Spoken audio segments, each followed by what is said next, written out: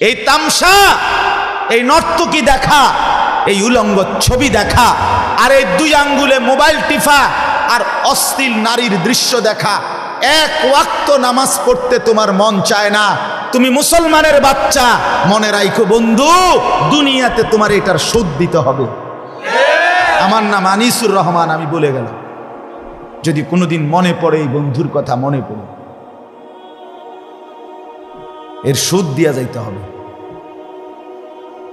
ইমাম শাফি রহমতুল্লাহ আলাইহি বলছেন, আল কারজু আয-জিনা কারজ। ইমাম শাফি রহমতুল্লাহ আলাইহি বলছে, জিনা ব্যভিচার, নারীর সাথে যে কোনো অশ্লীল আচরণ, এটা করজ, ঋণ ঋণ।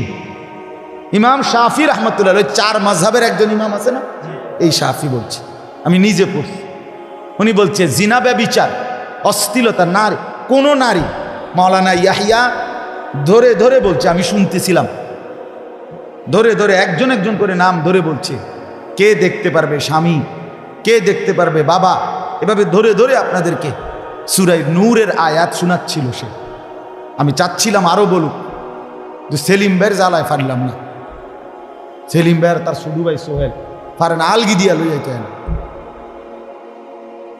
তো আপনার ইমাম শাফি রহমতুল্লাহ বলছে, ছেলেরা শুনো বাবা, তিনি বলছে জিনা ব্যভিচার, অশ্লীলতা, নারীর সাথে, এটা করজ, ঋণ। এটা পরবর্তীতে তুমি তোমার বংশের কাউকে না কাউকে দিয়ে, তোমার স্ত্রী, তোমার মেয়ে, তোমার বোন, তোমার বংশের কাউকে দিয়ে শোধ দিতে হবে। খোদার কসম, বুঝেন নাই? শোধ দিতে হবে।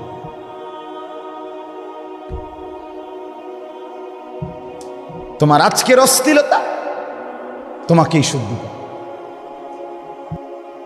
আমাদের আল্লাহ, আমাদের আখেরাত, আমাদের ঈমান, আমাদের কালেমা, আমাদের নামাজ, আমাদের সেজদা, আমাদের হালাল, আমাদের উত্তম চরিত্র, আমাদের জিহাদ, আমাদের সংগ্রাম, আমাদের যুদ্ধ, আমাদের জীবন বাজি রাখা, এটাই আমাদের সমান। কেউ আমনে ঘুমে থাকবেন, আমনে বিড়ি খাইবেন, বন খাইবেন, আমনে সাদওয়ানে বইয়ার রঙিন টেলিভিশন চাইবেন, আমনের বেডি বইয়ে বইয়া ছবি চাইব, আর বাজারে ঘুরবে, আর ইসলাম বিজয় হবে, ইসলামের পরিচয় নিয়ে নিরাপদে থাকবেন, আশা করা যায় না। আগামীর সময় বড়ই নাজুক। আগামীর সময় যারা পৃথিবী সম্পর্কে খবর রাখেন তারা বুঝবেন, প্রতিদিন এখন যুদ্ধের মহড়া। এর সাথে লাগে, অয় ওর সাথে লাগে, অয় ওর সাথে লাগে, প্রতিদিন। মানে প্রত্যেকেই অস্ত্র, মানে কোরবানির আগে যেরকম প্রত্যেকেই ছুরি শান দেয়, দাও ছুরি, প্রত্যেকেই যার যার অস্ত্র শান দিতেছে। কে কখন কার সাথে লাগে আর সারা পৃথিবী লেগে যায়, তার কোনো ঠিক ঠিকানা। বন্ধু আমার, আমি অনুরোধ করছি, ভাবতে শেখো, ভাবতে শেখো। এত সুন্দর জীবন, এত সুন্দর যৌবন নষ্ট করে দিও না। এই হায়াত আর ফিরবে না। একটা হলো হাতে ধরা মোবাইল, এটা যদি হাতে না রাখো, পকেটে নেন, খুব ভালো হবে। বাস্তবিক অর্থেই ফায়দা হবে। নিজের কলিজার ভিতরে কিছু কথা, আল্লাহর কথা আশা করা যায় বসবে। এজন্য দয়া করে সবগুলো ছেলের কাছে অনুরোধ আমার, নিচে নামাইয়া হোক আর উপরে নামাইয়া, হাতে ধরা মোবাইল পকেটে নাও। 2 নাম্বার, দয়া করে কেউ এখানে বসা বুট বাদাম খায় না, ভেতরে বসে। আমি সুন্দরভাবে এখন বললাম, এরপরে কিন্তু আমি ধমক দেব, দেখলি। আমার একটা সহজ কথা হলো, আমি আপনাদের যেমন বসে থাকতে কষ্ট, আমাদেরও বলতে কষ্ট। আপনাদেরও যেমন সময়, আমারও সময়। আপনাদের যেমন হায়াত, আমারও হায়াত। এই রাত, এই ঘন্টা আর আমারও ফিরবে না, আপনাদেরও ফিরবে। তাইলে আমরা প্রত্যেকেই নিজের জিন্দিগির গুরুত্বপূর্ণ অংশ ব্যয় করেই বসছি। এজন্য আমরা যদি গুরুত্ব না দিই, আন্তরিকতা না দেখাই, তাহলে বসার কোনো অর্থ নেই। এটা সার্কাসও না, তামাশার মাঠও না। বুট খাবেন, বাদাম খাবেন, চা খাবেন, বিস্কিট খাবেন, মোবাইল টিপবেন, সাথের জনের সাথে কথা বলবে, ধাক্কাধাক্কি করবে, মস্কারি হাসি ঠাট্টা করবে, এতটা ফালতু কাজের মজদি সেটা না। এটা আমাদের বড় দুর্ভাগ্য।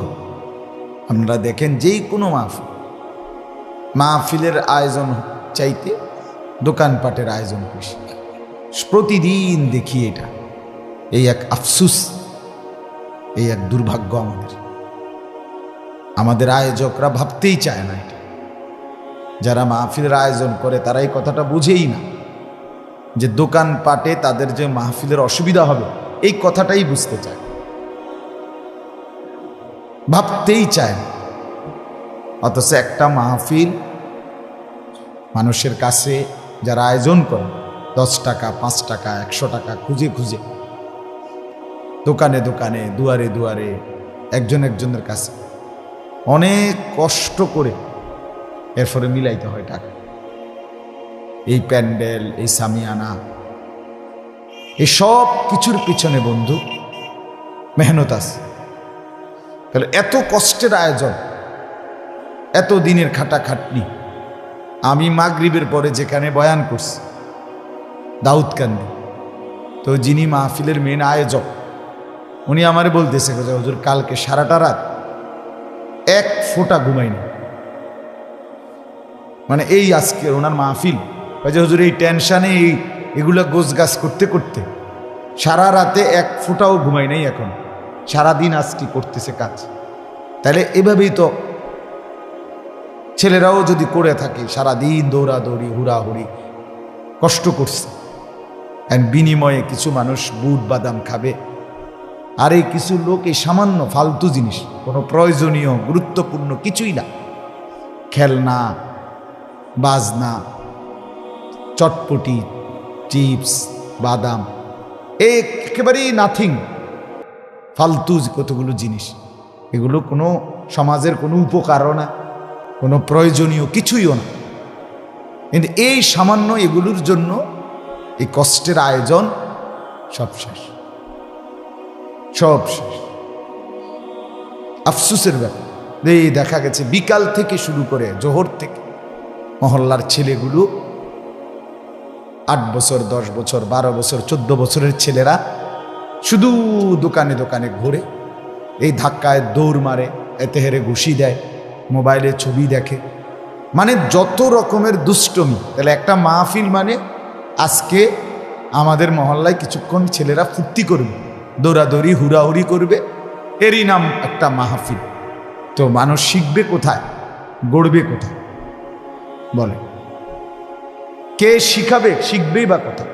কখন আর শিখবে? তাহলে আর কি আয়োজন করলে শিখবে বলে? জুমার নামাজের দিন বয়ান হয়, দেখা গেছে মসজিদে পেছন দিক দিয়া বারান্দার মধ্যে মহল্লার ছেলেরা শুধু ধাক্কা ধাক্কি, দুষ্টামি, হাসি ঠাট্টা করে। তাহলে বাবা মসজিদেও শিখলা না, কোনো মাহফিলে আইসাও কিছু শিখলা না, তো তুমি মুসলমানের বাচ্চা না? হ্যাঁ, নিজের কি কোনো অনুভূতি ইসলাম থেকে, কোরআন থেকে, আল্লাহর দিন থেকে আমাদের জন্য শেখার কি কিচ্ছু নাই? কথা বলেন না? তো শিখবে কোন দিন? আমাদের যেই ছেলেটা মনে করেন 365 দিনে 1 বছর, তো 365 দিনের 1 বছরে কোনো দিন একটা 16 বছরের ছেলে, 14 বছরের ছেলে, মুসলমানের ছেলে আপন মা বাবার ঘরে ঘুমায়, কিন্তু 365 দিনে একটা বছর কোনো দিন বলতে পারবে না যে ফজরের নামাজের ওয়াক্ত হয় কখন, ফজরের নামাজ মসজিদে জামাত হয় কখন। আপনি বলেন এই জানোয়ার কেমনি ঘুমায় মুসলমানের ঘরে?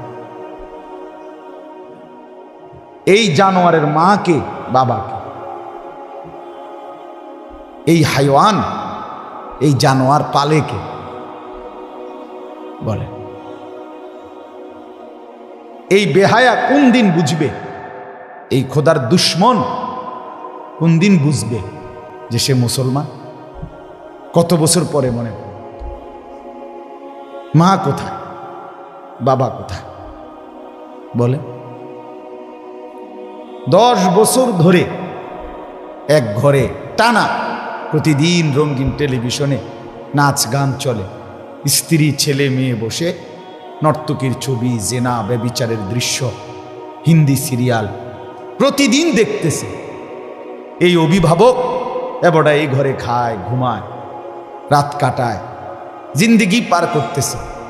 এই অপদার্থ অভিভাবক কোন দিন বুঝবে এটা গুনাহ? বলে স্ত্রী সন্তানের জন্য এটা বরবাদি না? কথা বলেন না? এটা পরিবর্তনের চেষ্টা করবে কোন দিন এই লোকটা? কখন? কখন? বলে আমাদের যে ছেলেটা সারাদিনে এক ওয়াক্ত নামাজ পড়লো না, আমার মুসলমানের এই ছেলেটা, এই ভাইটা, তারে কে বুঝাবে যে তুমি বাবা মুসলমান? তারে বলবে কে? সামাজিক উন্নয়ন মানে কি? সমাজের প্রত্যেকের ঘরে ঘরে একটা বদনা দেওয়া, এটাও তো একটা উন্নয়ন, যাতে সবাই টয়লেট বাথরুমে কোনো অসুবিধা না হয়। সমাজের সবাইকে একটা একটা গ্যালাস দেওয়া, এটাও তো সামাজিক উন্নয়ন, যে যাতে করে কেউ পানি খাইতে অসুবিধা না হয়। সমাজের প্রত্যেক ঘরে ঘরে 10 টাকার বুট কিনে দিয়ে আসা, যাতে করে তারা নিজেরা কষ্ট করে বুট না কিনে। সমাজের প্রত্যেকের ঘরে ঘরে 1 কেজি লবণ দিয়ে আসা, এটাও তো সমাজের উন্নয়ন, ভালো কথা। কিন্তু মনুষ্যত্বের উন্নয়ন কে করবে? বলেন, মানুষকে মানুষ বানাবে কি? মানুষকে মুসলমান বানাবে কি? আখেরাত চিনাবে কে? আমার ছেলেটা 16 বছরে, তাহলে সে বাদ হয়ে গেল?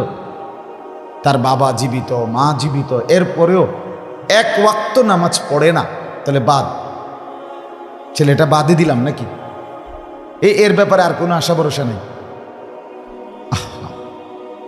এটা কেমন কথা? চিন্তা করে দেখে, 2 আঙ্গুলে, মানে পাগলের মতো, মাতালের মতো 2 আঙ্গুলে মোবাইল টিপে একসাথে এইভাবে, মানে কি যে করে 2 আঙ্গুলের। আস্তাগফিরুল্লাহ। আহা বাবা, ভাবতে শিখো, ভাবতে শিখো। তোমার মা কোথায়, তোমার বাবা কোথায়? সারা দিন সারা রাত মোবাইলে উলঙ্গ ছবি, নাচ গান, জিনা ব্যভিচারের দৃশ্য, অনলাইনে জুয়া খেলে, কার্টুন দেখে, নাটক দেখে, সিনেমা দেখে, নর্তকীর ছবি দেখে, অশ্লীল নাচ গান দেখে। তাই এর মা কোথায়? এর ভবিষ্যৎ কি? এ শেষ পর্যন্ত যাবে কোথায়? আচ্ছা বাদ দিলাম কবর, হাসর, আখেরাত, এ কি দুনিয়াতে এইভাবে চললে নিরাপদে বাঁচবে না? তো তার দুনিয়ার স্বস্তি কই? আগামী দিনের নিরাপত্তা কোথায়? পত্রিকা আসছে যে ফিলিস্তিনের গাজা উপত্যকার 7 লক্ষ শিশু সর্বহারা। আমি নিজে দেখছি রিপোর্ট। 7 লাখ বাচ্চা জানে না তাদের মাও নাই, বাবাও নাই, আগামী দিনে তাদের আশ্রয় কোথায় এরা জানে, এরা জানে না। তাহলে 2 বছরের বাচ্চা, 7 বছরের বাচ্চা, 8 বছরের বাচ্চা, ভাইয়া তোমরা বেটা ভিতরে, বেটা ছবি উঠাইতেছে বসে বসে, অপদার্থ কোথাকার।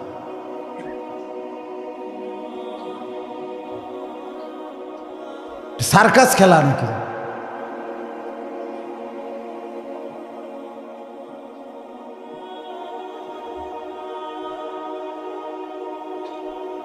এজন্য এটা বদনসিব আমাদের, আমাদের পরাজয়, আমাদের পতন, আমাদের অধপতন। বাপ, আমরা হেরে গেছি, আমরা হেরে গেছি, আমরা পরাজয় বরণ করেছি আমাদের সন্তানের কাছে। আমার সন্তান, আমার চলা ফেরা, উঠা বসার সাথে কোনো সম্পৃক্ততা নাই। আমরা হেরে গেছি, হেরে গেছি। আফসোসের ব্যাপার। স্বাভাবিক সুস্থ না সন্তান। চরিত্র কি, আখলাক কি, মা কে, বাবা কে, বংশ কোথায়, পরিচয় কি, কিচ্ছুর কোনো আগামাথা নেই। মাথায় এমন জঙ্গলি জানোয়ারের চুল, এরকম বিদগুটে সামনে পিছনে।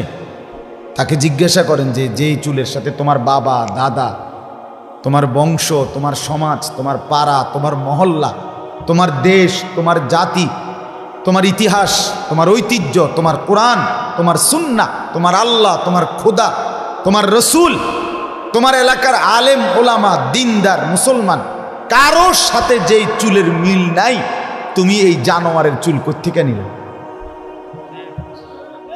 তোমার মা কোথায়, তোমার বাবা কোথায়, তোমার বংশ কি, তুমি কোন মার ঘরে বড় হইছ? আপনি জিজ্ঞাসা করেন, আমাদের ছেলেদেরকে জিজ্ঞেস করেন। বাবা, এজন্য খুব বেশি মনে রাখেন, আমি আমার কথা শুরু করতেছি, খুব বেশি বিপদ, যে বিপদের কোনো কুল কিনারা থাকবে না, আমাদের জন্য অপেক্ষা করছে। আমাদের ছেলেদের এই খামখেয়ালির চড়া মূল্য দিতে হবে আমাদেরকে, চড়া মূল্য। মনে রেখে, একটি সমাজে 100 ছেলে 95 জনই নামাজ পড়ে না, আপনি মনে করেন আল্লাহ এমনি ছেড়ে দিবে? জি না।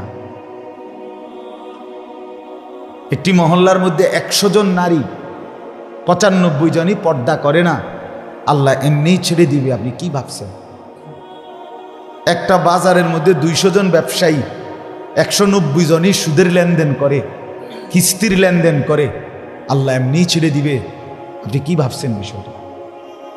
একটা মহল্লার মধ্যে 100টা ঘর, শতকরা 99টা ঘরের মধ্যে টেলিভিশন চলে সারাদিন সারা রাত, নাচ গান, সিনেমা, নর্তকীর ছবি, হিন্দি সিরিয়াল, রব্বে কারিম এমনি ছেড়ে দিবে আমাদেরকে? কি ভাবছেন বিষয়টা? আল্লাহ থেকে আমাদের নিরাপত্তা তাইলে নিতে হবে না? না, আমাদেরকে নিরাপত্তা আমেরিকায় দিবে, ঠিক না? আমাদেরকে নিরাপত্তা ইন্ডিয়ায় দিবে না? বলেন না। আমেরিকা আমাদের ফিলিস্তিনের মুসলমানদেরকে নিরাপত্তা দিছে তো, ইন্ডিয়া আমাদের ফিলিস্তিনের মুসলমানকে নিরাপত্তা দিছে তো, তাহলে আমগরে দিবে না? বলে 1947 সালে যখন ব্রিটিশ এই উপমহাদেশ থেকে চলে যায়, তখন ব্রিটিশের উপস্থিতিতে তখনকার নেতারা যারা ব্রিটিশ বিরোধী আন্দোলন করছিলেন, ওনাদের উপস্থিতিতে একটা সিদ্ধান্ত হয়েছিল যে সংখ্যাগরিষ্ঠ হিন্দু, এদেরকে নিয়ে হিন্দুস্তান, সংখ্যাগরিষ্ঠ মুসলমান, এদেরকে নিয়ে পাকিস্তান। তো তখন একটা প্রদেশ ছিল কাশ্মীর, এখনো এটার নাম কাশ্মীর। এই কাশ্মীর একটা প্রদেশ, একটা অঞ্চল, এখানেও সংখ্যাগরিষ্ঠ মুসলমান। তো ওরা দাবি জানাইছিল ওই সময় 47 সালে যে আমরা ইন্ডিয়া এবং পাকিস্তান কারো অধীনে না, বরং আমরা একটি স্বতন্ত্র স্বাধীন রাষ্ট্র চাই। আমরা যেহেতু মুসলিম অঞ্চল আলাদা, আমাদের একটা কাশ্মীর একটা দেশ। সে ব্রিটিশ চলে গেছে,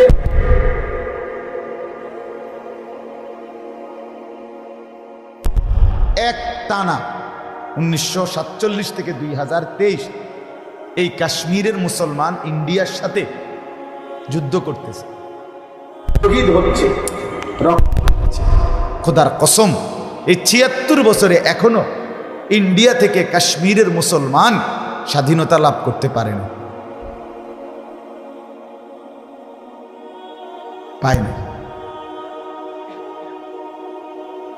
1948 সালে 14ই মে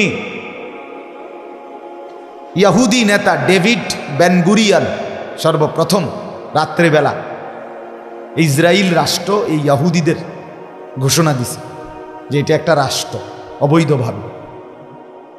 সেই থেকে মুসলমান এই দাবি মানে নাই, যেটা আমাদের অঞ্চল ফিলিস্তিন মুসলমানের এলাকা, তোমরা আমাদের কাছে বলছো যে এখানে থাকবা গদ্দুয়ার উঠাইয়া, আমরা তোমাদেরকে উদ্বাস্তু হিসাবে, তোমাদের বসত ভিটা নাই, এই কথা মনে করে আমরা তোমাদের জায়গা দিছি থাকতে, তোমরা একটা দেশ বানাই লইবা, এ কথা তো আমরা বলি নাই। সেই থেকে মুসলমান ফিলিস্তিন এবং তার পার্শ্ববর্তী মুসলমানরা, লেবানন, সিরিয়া, মিশর, জর্ডান, এই বর্ডারের পাশে যেই মুসলমান, তারা যুদ্ধ করতেছে। আজকে ৭৫ বছর একটানা ফিলিস্তিনের মুসলমান যুদ্ধ করছে, রক্ত দিচ্ছে, শহীদ হচ্ছে, কিন্তু আজও ফিলিস্তিনের জমিন ইসরায়েলের দখলদারি থেকে মুক্ত করতে পারে না। কথা বুঝছে? আমার ঠিক কোন লাগতো না, আমার শুধু বুঝেন আপনারা, আমি শুধু একজন হলে একজনের কলিজার ভিতরে কথাটা বসাইতে চাই। 1964 ইংরেজিতে সর্বপ্রথম আজকের যে মিয়ানমার আমাদের পাশে, এটার নাম ছিল আগে বার্মা। ওই ছেলে, ওই তুমি, ওই ছেলে মোবাইল এটা নামাও, অপদার্থ কোথাকার।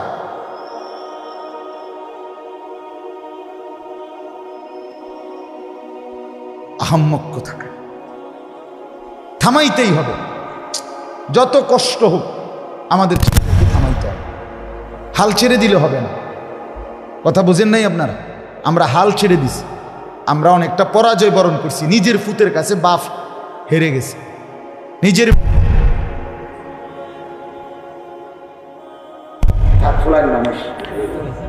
বাবা হেরে গেছে। না, হারলে চলবে না, হারলে চলবে না। মুসলমান চেষ্টা করতে হবে, এখান থেকেই ফিরাইবার চেষ্টা করতে হবে।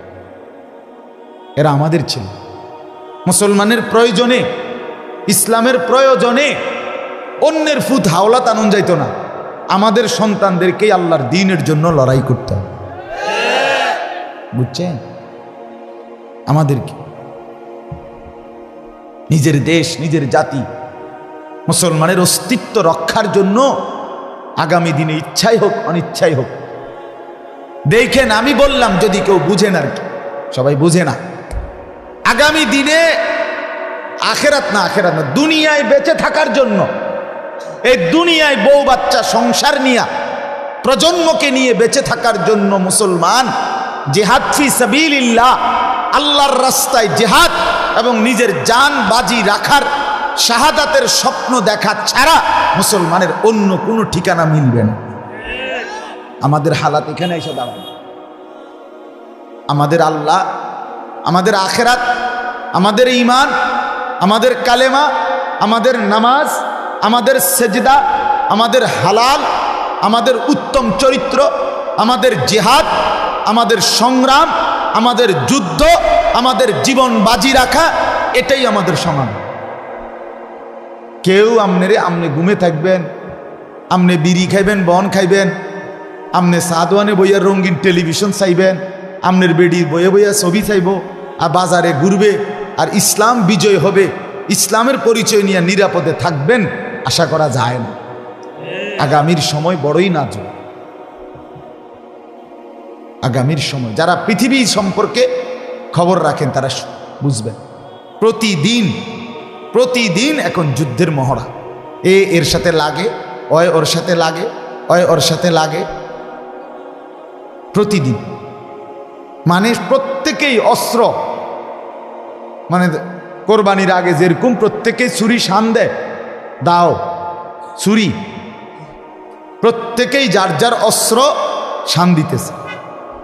কে কখন কার সাথে লাগে আর সারা পৃথিবী লেগে যায়, তার কোনো ঠিক ঠিকানা। বন্ধু আমার, আমি অনুরোধ করছি, ভাবতে শেখো, ভাবতে শেখো। এত সুন্দর জীবন, এত সুন্দর যৌবন নষ্ট করে দিও না, এই হায়াত আর ফিরবে না। তো আমি বলতেছিলাম 1964 ইংরেজিতে এই আজকে যে বার্মা, এটারে এখন কয় মিয়ানমার, আগে বলতো বার্মা, পরবর্তীতে এটার নামই দেওয়া হয়েছে মিয়ানমার। এখানে 1964 সালে সামরিক সরকার, মানে আর্মি সরকার ক্ষমতা দখল করছে। তো ক্ষমতা দখল করার পরে সেই 64 সাল থেকে আজকে 2023 59 বছর। এই 59 বছর একটানা এই সামরিক সরকার আমাদের এই মিয়ানমারের রোহিঙ্গা মুসলমান জাগরে বলে আরাকানের এদের উপরে নির্যাতন করছে, এদেরকে বাড়িছাড়া করতেছে। আজকে 59 বছর মুসলমান রক্ত দিচ্ছে, জীবন দিতেছে, অকাতরে শহীদ হইতেছে, আজও তারা নিজেদের ভিটা মাটির অধিকার ফেরত পায়নি। এই রোহিঙ্গা এই গত 13 তারিখ এই মাসের, আজকে কয় তারিখ? 23 তারিখ। এই 13 তারিখ গত 10 দিন আগেও এই রাখাইন মানে আরাকানের যে কয়জন রয়েছে ওইখানে এদের উপরে আবার জুলুম শুরু হয়েছে। গতকালকেও বাংলাদেশে সরকারি উচ্চ পদস্থ কর্মকর্তারা মিটিং করছে যে যদি আবার রোহিঙ্গা আসে কি করব। বুঝছেন? মিয়ানমারে বিদ্রোহী সশস্ত্র গ্রুপ এবং সামরিক সরকারের সাথে তীব্র যুদ্ধ চলতেছে এই মুহূর্তে। আজকে প্রায় মাসখানিকের উপরে নিজেদের দেশে অন্তর্দ্বন্দ্ব কুন্দল, সরাসরি যুদ্ধ, কাজ্জা করতে করতে এই দল এই দলের হুমকি দেয়, ধমকি দেয়, দিতে দিতে বাজ্যা গেছে আর কি। মারামারি, খুনাখুনি, রক্ত, লাশ। কথা বুঝছেন? তো এই জন্য বললাম, এখন আমি একটা হিসাব বুঝাই। আপনারা যারা বসছেন, সামনে বইছেন, আমি পিছনের ছেলেগুলোর ঠিক মতো দেখতেছি না এই উঁচা নিচার কারণে, বাকি আপনার করে দেখলাম। আমি একটা উদাহরণ দিই বা, তাহলে 75 বছর ধরে ফিলিস্তিনের মুসলমান রক্ত দিচ্ছে, এখনো নিরাপত্তা পায় নাই। 76 বছর ধরে কাশ্মীরের মুসলমান রক্ত দিচ্ছে, জীবন দিচ্ছে, যুদ্ধ করছে, কিন্তু এখনো নিরাপত্তা পায়। 59 বছর ধরে রোহিঙ্গা মুসলমান রক্ত দিচ্ছে, জীবন দিচ্ছে, এখনো নিরাপত্তা। আমার বয়স, আমি এই কথাটা বুঝাইতে চাই, আমি 1981 সনে জন্মগ্রহণ করছি। আমার জন্ম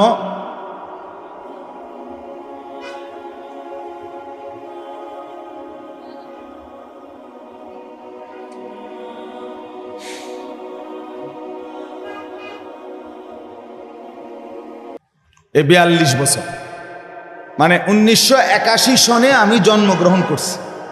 2023 আমার বয়স 42 রানিং। তাহলে আমি 42 বছর আমার বয়স।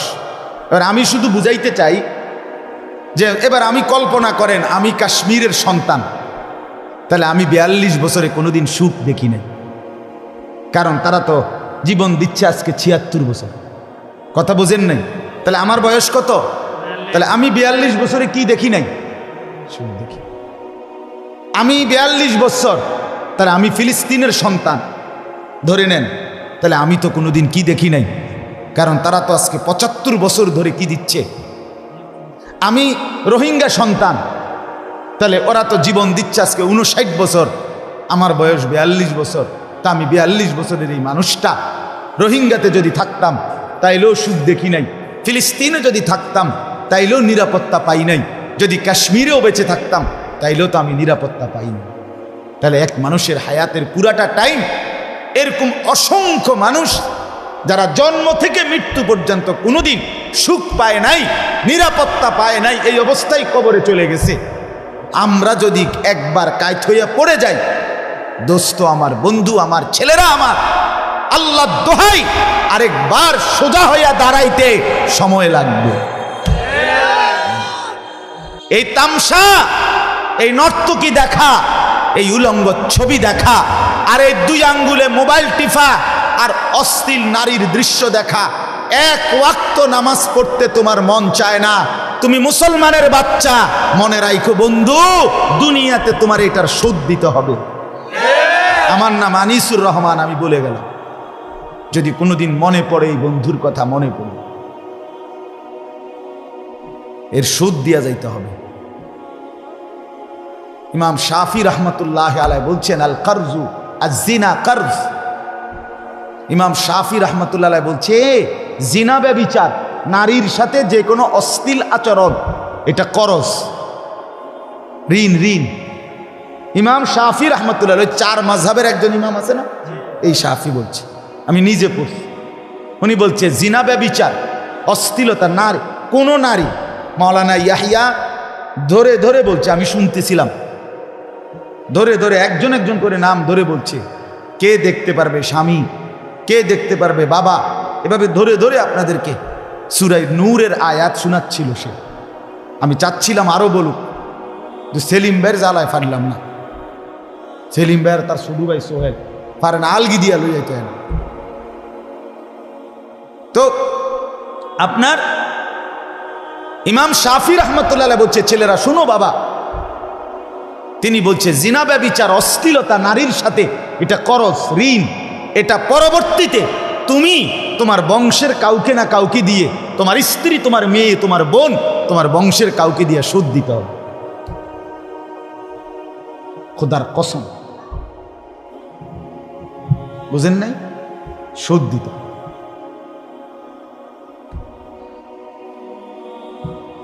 তোমার আজকের অশ্লীলতা তোমাকেই শোধ দিতে হবে, তোমার ফ্যামিলির কাউরে দিয়ে। ইমাম শাফি আহমদ, এই কিতাব আমার গাড়িতেও এখন আছে, আদ-দা ওয়াদ-দাওয়া এই কিতাবের নাম, যেটাতে আছে এই কথাইটা। আমার শায়েখ আরিফ বিল্লাহ হাকিমুন নফস আল্লামা মুফতি মুশতাকুন নবী কাসেমি হুজুরের সবচেয়ে প্রিয় যে কয়টা কিতাব, এর মধ্যে এটা একটা। আল্লামা ইমাম ইবনুল কাইয়িম আল জৌজি রহমতুল্লাহর কিতাব, ওইখানে আছে এই কথাইটা। ইমাম শাফি রহমতুল্লাহ বলছে, আজ-জিনা কর্জ, বেবিচার অশ্লীলতা এটা করজ, এটা ঋণ, এটা যেন তুমি ঋণ নিছ। আজকে তোমার বেহায়াপনা যেন তুমি ঋণ নিছ। আজকে স্বাস্থ্য বোন, খালতো বোন, আজকে মামতো বোন, ফুফাতো বোন, আজকে রাস্তার মেয়ে, অথবা ওই বাড়ির সেই বাড়ির, অথবা স্কুলের অথবা কলেজের, যার সাথে তুমি যে কোনো অবৈধ কাজ করেছো, যেন তুমি ঋণ নিছ। ও চিরেই তোমার বংশের কাউকে দিয়ে, হয় তোমার নিজের স্ত্রী, নয় ছেলে মেয়ে, নয় বোন, নয় মা, নয় তোমার কেউকে দিয়ে এটা শোধ দিতে হবে। আস্তাগফিরুল্লাহ, আস্তাগফিরুল্লাহ। বন্ধু আমার,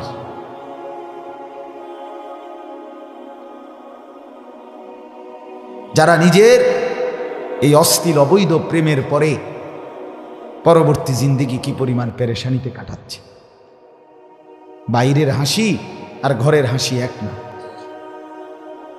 বাইরের কথাবার্তা আর ঘরের কথাবার্তা এক না। টেলিভিশনে তো কইছে সুখী দম্পতি, দুজনে টেলিভিশনের প্রোগ্রামে ভিডিওর সামনে বলছে সুখী দম্পতি, স্বামী স্ত্রী। ও না আমার জন্য যা করে না, স্বামীও বলছে ও এত ভালো, তুলনা হয় না। এরপরে ঘরে গিয়া জুতা দিয়া ফিরে, জুতা দিয়া ফিরে, কষ্ট পাইতে হবে বাপ। তামসা করে নাও, তামসা করে নাও, যেহেতু আগামী দিনে তোমার ভবিষ্যৎ নাই, তোমার জীবনের কোনো লক্ষ্য নাই, হালাল একজন স্ত্রী পাওয়ার মতো ইচ্ছা নাই, পবিত্র একটা সন্তান পাওয়ার ইচ্ছা নাই, যেহেতু নাই, তুমি যেহেতু নিজেকে অবৈধ অশ্লীলতার পিছনেই দিয়ে দিলা, তাহলে এটা আগামী দিনে তোমার কান্দে ভর করবে। এটার জন্য অপেক্ষা থাকো, অপেক্ষায় থাকো, ও চিরেই মিলে যাবে। তখন বুঝবে সমবয়সী বন্ধু আর থাকবে না, গ্রামের দুষ্ট ফোলাফাইনও আর তোমার লগে থাকবে না। নিজের কষ্ট যন্ত্রণা, নিজের অসহ্য বেদনা নিজেই সইতে। আল্লাহ তাআলা কোরআনুল কারীমের এবার আয়াত শুনাই, ওই ইয়াহিয়া যেই সূরা থেকে পড়ছে এই সূরার আয়াত। ওই তুমি ইয়াহিয়া, এই যে দেখেন ইয়াহিয়া পড়ছিল যে আয়াত সূরা থেকে, সূরা নূর, ওই সূরার আরেকটা আয়াত শুনেন। আল্লাহ তাআলা বলেন 19 নম্বর আয়াত সূরা নূরের, ইন্নাল্লাযীনা ইউহিব্বুনা আন তাশিআল ফাহিশাতু ফিল্লাযীনা আমানু। মুসলমানের সমাজে, মুমিনদের সমাজে যে ব্যক্তি ফাহিশা, অশ্লীলতা, ব্যভিচার, বেহায়াপনা ছড়িয়ে দেয়, পছন্দ করে যে বেহায়াপনা ছড়ে যাক, যে মেয়ে চায় আমার রঙ্গে ঢঙ্গের হাঁটা দ্বারা এই সমাজের ছেলেগুলো নষ্ট হয়ে যাক, আমার পিছনে ঘুরুক, যেই ছেলেটা চায় আমার অসভ্যতার কারণে আমার সাথে সমবয়সী বন্ধু কিছু এগুলো নষ্ট হয়ে যাক।